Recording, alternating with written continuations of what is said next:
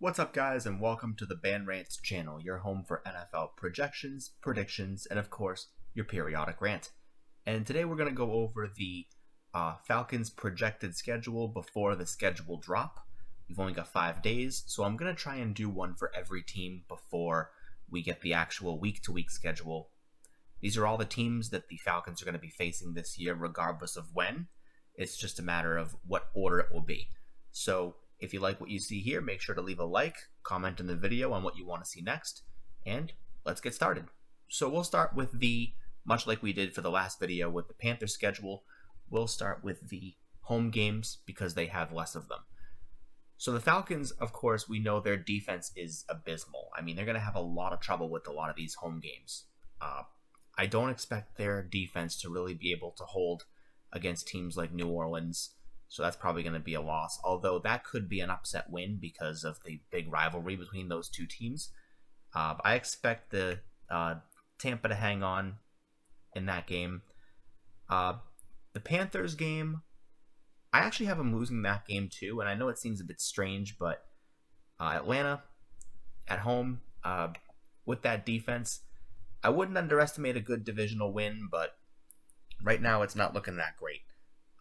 Versus New England, this one, usually the Patriots have had the better of Atlanta. I don't expect this to be any different this time, and I think that's going to be a loss too.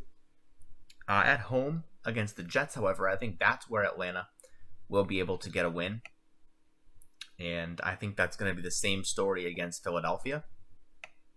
That's basically just two teams that were abysmal last year facing off this year.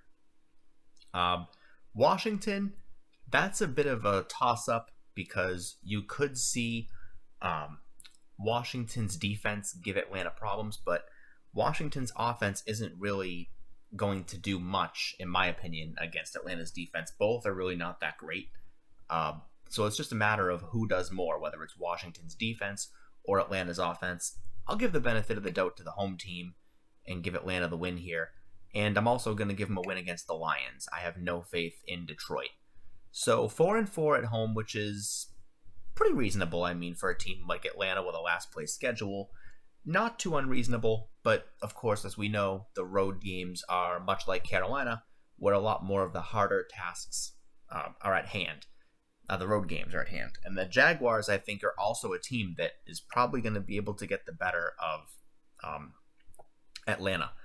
Don't underestimate what Dean Pease can do to Trevor Lawrence, but right now I'm underestimating what Atlanta's defense can really do to anybody. If Dean Pease can turn it around, then a lot of these losses could become either closer losses or narrow wins, but we'll cross that bridge when we come to it. I can actually see them losing against New Orleans in the Superdome and against Tampa, because unless one of them, they could rest their starters, but it's way too soon to predict that because I don't know when they're going to be facing these teams. But again, either one of these three teams could be resting starters depending on how they do the rest of the season.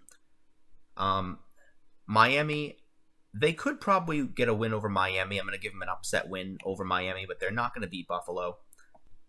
Jerry World, that game could come down to the wire, and I didn't forget about Carolina, I promise you. I'm just kind of going down the list. Carolina, I already predicted in the last video, so they're going to go probably a loss here, and that could change. I don't exactly see them going 0-6 in the division. It's very rare a team does that, but for right now, it's just hard to predict who they're going to beat. And at Dallas, I'm going to give them an upset win here. That could happen. Same thing with the Giants. I do think that the wide receiving core in New York can make it interesting, but I also think Atlanta's wide receiving core, along with Kyle Pitts, it's going to be a shootout in that game. San Francisco, this team has a bit of an offensive identity issue, and I don't know what their quarterback answer is going to be. Atlanta has a defensive identity issue. Push comes to shove, it depends on where these two teams are when they face off.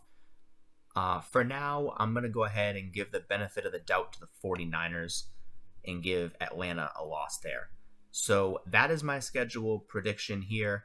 So it would be a 7-10 finish for Atlanta. And that is what I have for them. Thank you guys for watching. I'll see you in the next one.